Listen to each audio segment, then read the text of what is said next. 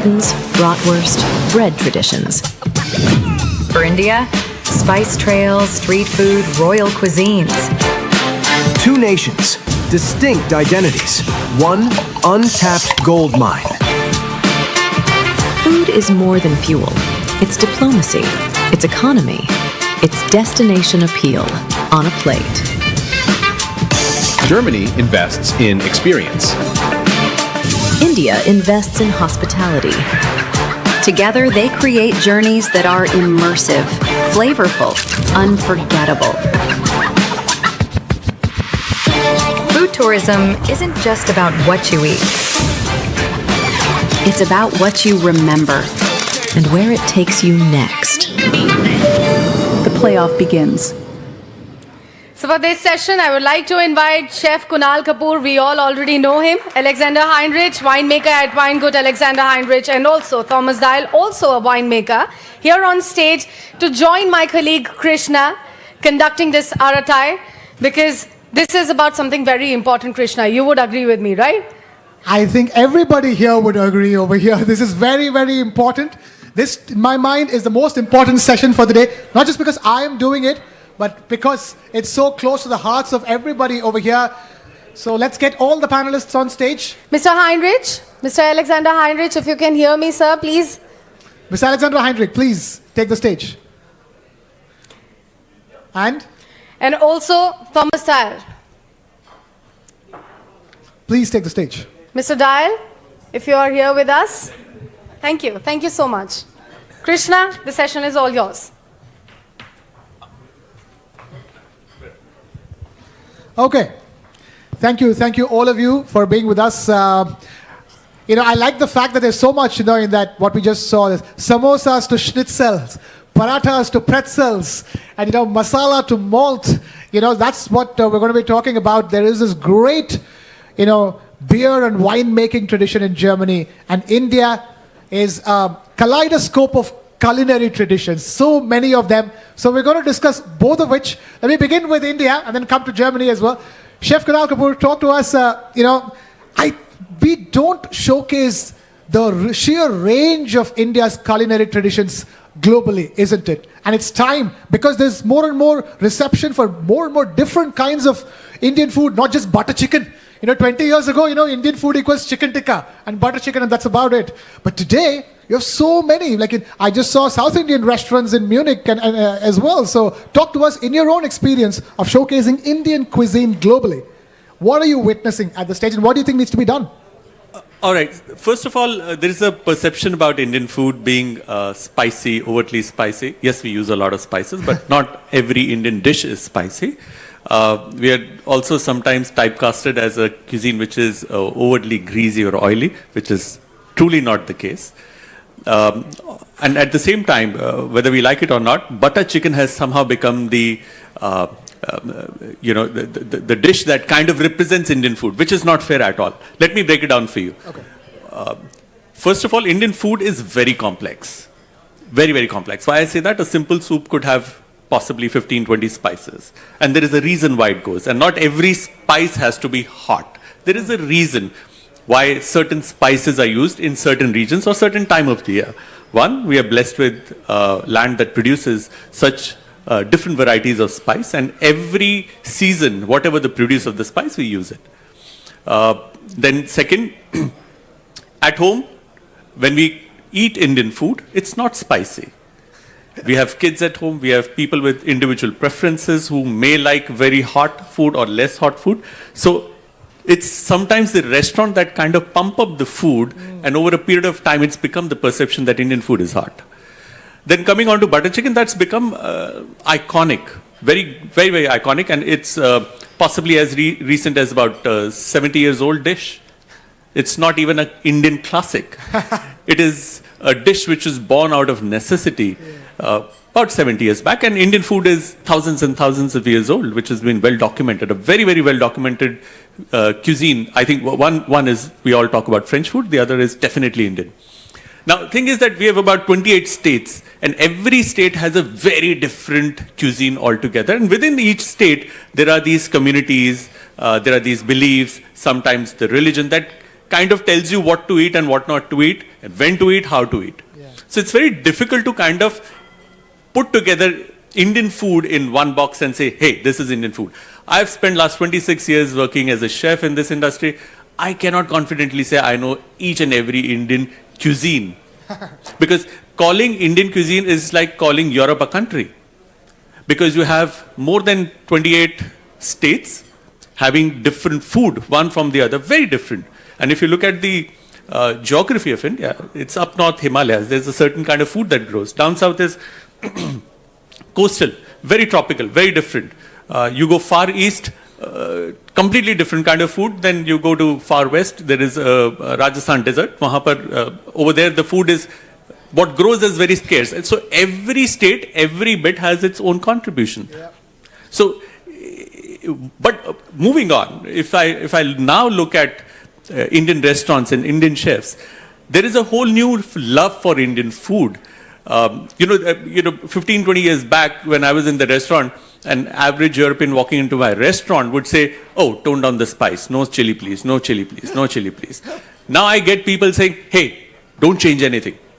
Give me what the real deal is. If it's spicy, I'll eat it. So, that's the kind of acceptance that is coming through. Absolutely. That's actually what I witnessed in my travels to Germany as well. They're like, don't dial down the spice. We are ready for it. At least that's what Germans are saying. Mr. Heinrich, I'm going to come to you. But Thomas, I see you nodding along. Are you somebody who likes eating a lot of Indian food? Are you somebody who wants to go to India to try the real Indian food? Yes, definitely, because I've been there several times and enjoying especially the street food culture. Just walking around, just collecting the different food types and trying everything.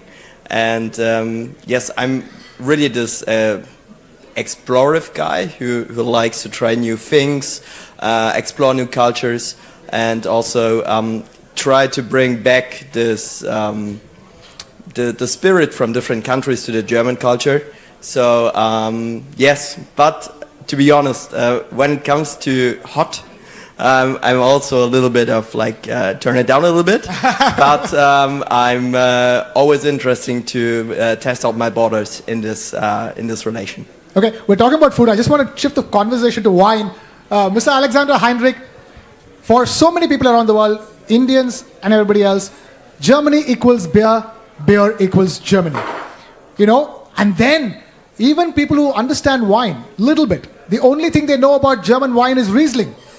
It begins with Riesling and it ends with Riesling.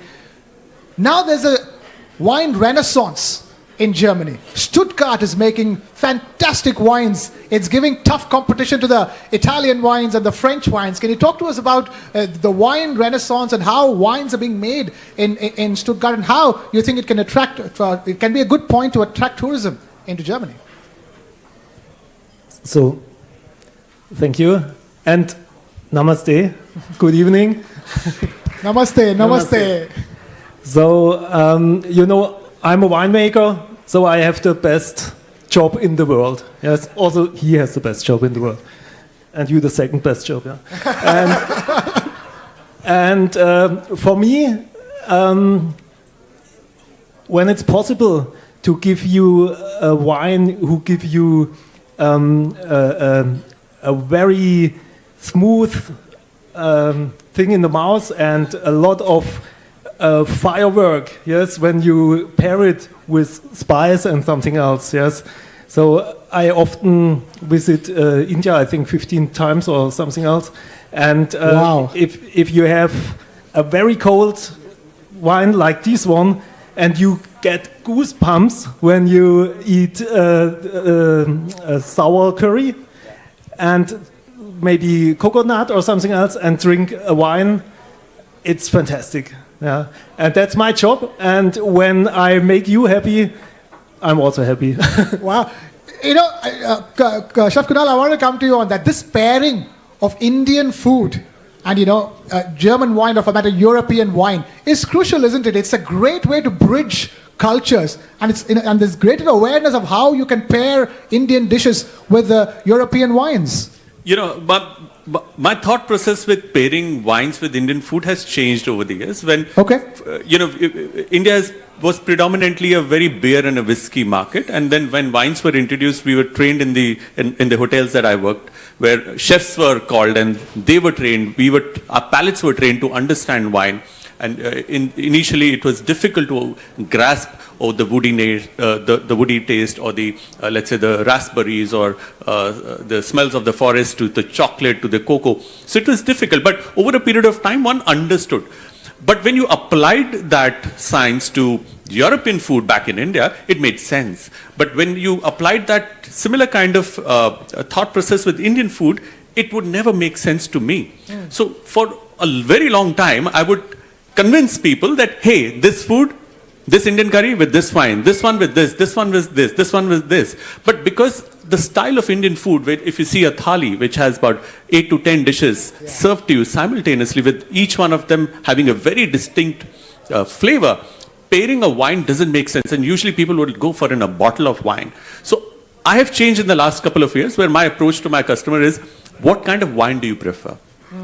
You know, do you like a sweet wine? Do you like a fruity wine? Do you like a light wine? Do you like... And some people who are pretty new to the wine culture, one kind of takes them through a little bit of tasting. Which one do you think you'll appreciate, your palate appreciates? And then say, sip your wine that you like, eat your Indian food. Because, like I said in the beginning, Indian food is super complex. It takes a lot of ingredients to make a simple dish. It takes a lot of years to practice and get your Indian food right. You know, so because anybody can cook food, anybody can learn from recipes, but Indian food, good luck. It's complex, and it has a science. It has that there is that science and art behind the madness why it is so complex, which is very interesting story, by the way. Making a good dal is so complicated, isn't it? It looks simple. Talk about khichdi. You can make it with salt and cumin, but talk about khichdi again. You can have as many spices. Depending on which region you're from, you can add meats to it, you can add spices to it, you can add condiments to it, and it'll keep changing. So the variations are endless. Variations are endless. And Thomas, in that sense, you've done your travels, you've done your experimentation. What worked for you, and how do you think this will work? Chef Kunal is saying the fact that it's very difficult to find the right kind of pairing, because wine and cheese is one thing. That's a long tradition in Europe, and it changes from Germany to France to everywhere. Wine and chutney is complicated. Isn't it? Definitely. So some of you are already trying some of our wines right now, and that's something I would use as an example, because it's all about trying, and it's all about liking or disliking, and that's the best way to find out, as you already mentioned, do a tasting. And what you also asked before, 2 questions ago, the renaissance of wine in the region, and also the renaissance of like traditional wine grape varieties. We are now able to interact with companies and wine companies from different countries, for example, to compete, not to compete. Yes, you are competing against Italian wines and French wines, aren't you? I'm always about to work together, but sometimes you're also competing. So, for example, when you have a nice Pinot Gris, which we are becoming more and more famous for, especially in the Stuttgart region, our winery is very famous for the Pinot Gris, and you are tasting it maybe right now. And it's an all-rounder. So before I came here, I also checked which wine goes along with which food best, and then I chose butter chicken as an example. And what would match with butter chicken, accordingly to ChatGPT, is the Pinot Gris. So that's the way I went down and chose the wine. And what I would like to express is that we are now living in a world with globalized citizens traveling all around the world. Me, myself, I love traveling, exploring new cultures, and also sharing some parts of my culture. And as Alexander already mentioned, we're having the best job. We are producing an emotional product, and we can also share it with emotions, and I think that's the way we can also bring it to India. Yeah, and when it comes to sharing that emotion for wine, all these visits to vineyards and making people aware of how a particular wine is made, so that, and the story behind it is so important, and it's a great way to display, to showcase culture to people, isn't it, Mr. Alexander Heinrich? For example, somebody who's come to Stuttgart will immediately think about, Mercedes-Benz, will think about Porsche, all that. But, for them to understand the nature over here, because it's a beautiful city with, rolling hills and vineyards around it, vineyards within city limits here in Stuttgart. So wine becomes a great gateway point for cultural understanding and tourism, isn't it?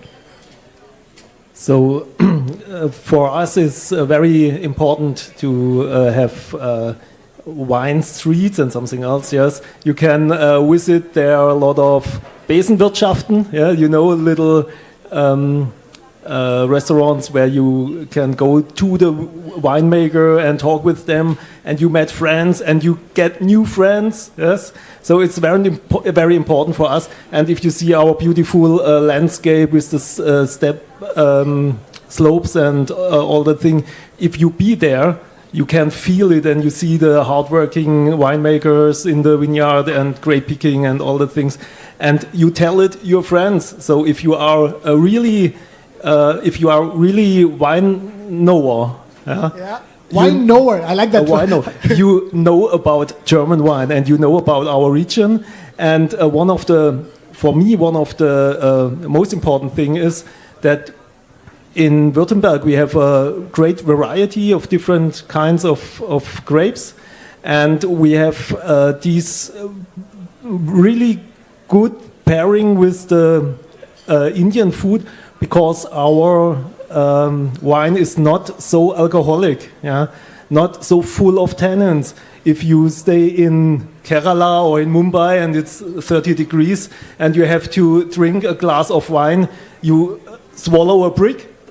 Yeah, it's very hard to drink. Yes, when you have a lot of tannins and 50 degrees alcohol or percent alcohol or something else.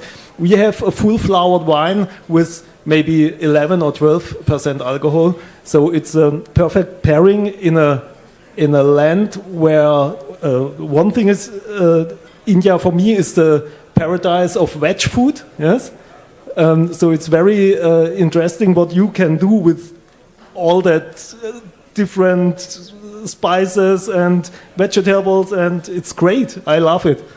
I'm loving this. A German winemaker talking about the great Indian vegetarian food, Chef Kunal. Yeah, I mean, who would have thought? And it's been this thing, right? From butter chicken to India being famous for its vegetarian food, because, the vegan, for all the vegans across the world, Indian cuisine becomes a great place to go to, isn't it? Absolutely. That's the beauty about Indian food.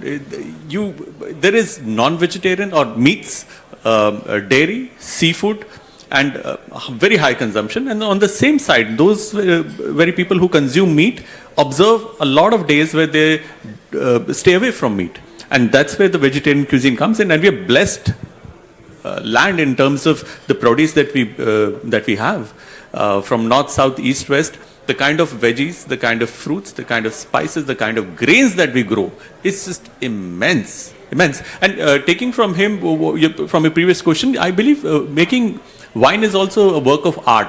And sometimes it's like a painting, you see the painting and you just don't, the first time I saw Mona Lisa, I was like, okay, what do I do with it? Okay. So somebody had to take me through, why is it revered so much? Why is it so important? Tell the story behind it. There's a story behind. There is a certain work. There is a certain period era when this was crafted using the colors or the brushes or the thought process. Why is it so revolting? Why was it such a... Today it looks like, okay, just another lady in a portrait. But there is a whole lot of history to it. There's a whole lot of things that had gone through. Similarly, till the time you don't show the artwork of wine, the pain one takes to make sure, right from the soil, the climate, because ultimately it's the grapes. You really can't control the weather with the kind of weather changes that we have. So the kind of things that the guardrails or the farmer takes in at the vineyard, right from putting that first wine to harvesting it, to cutting it, taking it at a certain temperature, making sure that it is fermented in a certain way, it is kept a certain way, and it's a labor of love. So like any other art. So that's why sometimes a bottle of wine could just be a bottle of wine, but till the time you don't take people through the entire journey, whether it's to the vineyard or talking about the flavors or talking about what goes in, how much of hard work it goes into bottle a simple wine that we drink, you just don't appreciate art much then. I love what you said, Thomas, isn't it? Wine is a work of art. Every wine is a work of art. And I like it more when I've had a couple of glasses. Yeah. I appreciate the art more. We all do, Kunal. We all. The more you consume, the more you appreciate. Yeah, true. And in that sense, all I can make comparison is this: a lot of Indian food is intoxicating, isn't it? It's just like wine. You have more and more of it, and you can't stop, isn't it? And he's being kind to winemakers, calling wine a work of art. Culinary art is called culinary art for a reason, isn't it, Thomas? Yes, I can only agree with that. But also, like Alexander mentioned, we have also wine with not so much alcohol. And also, our winery is now launching a wine brand with zero alcohol because besides producing vegan wine already, we also produce now alcohol-free wine, and to make to reach all possible customers all around the world, and because there are people don't drink alcohol for any reason, and so we also want to include them because that's besides having a great product, we also want to include the people by selling this product. And the best thing is when you are in a conversation, you always want to have something in your hand. And we want to make it possible that you don't get asked, did you want to have a wine or water? We can only want the question, do you want wine with or without alcohol? And then there is no exclusion of anyone, because all people in the room have a glass of wine and everybody's included, and that's also kind of making art. And that's our idea of traditional and modern wine culture, and also just scaling the economy for winemaking, because besides all of the artwork, you also need to sell stuff to create new stuff. Right. And yes, that's art needs to meet business. All said and done. Culinary art to the art of winemaking. I think we can continue talking about this for the next hour or so. That's how interesting this is, but I'm afraid we're completely out of time over here. I'm going to ask everybody to give the gentleman on stage a huge round of applause. Chef Kunal Kapoor, Ms. Alexander Heinrich, and Thomas Dale. Thank you so much for sharing your thoughts. Thank you for being with us. And gentlemen, please stay with me here on stage as I invite Mr. Vikram, CEO South TV9 Network, and Ruben here on stage for a shawl felicitation.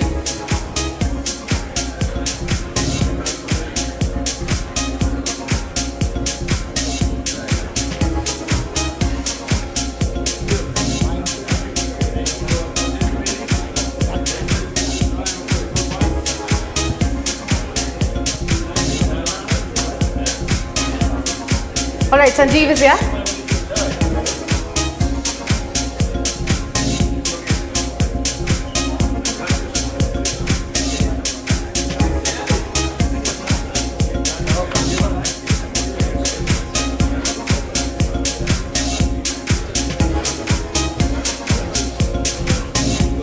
Sanjeev Shaw from the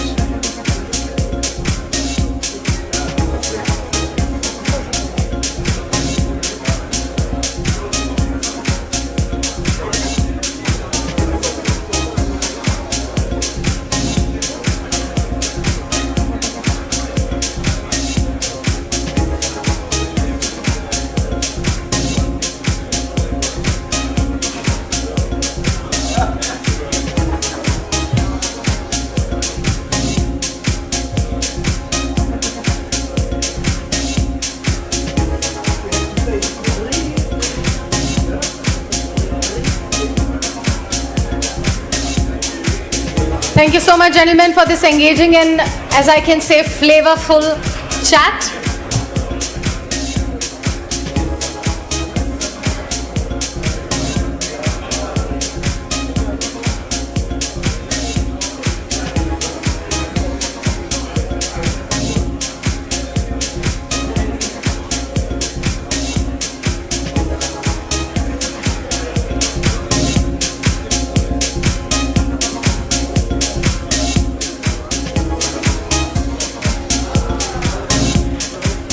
All right. Let's move ahead. German manufacturing represents the gold standard of quality, precision, and also reliability. Everyone in this room would agree to that. So now it's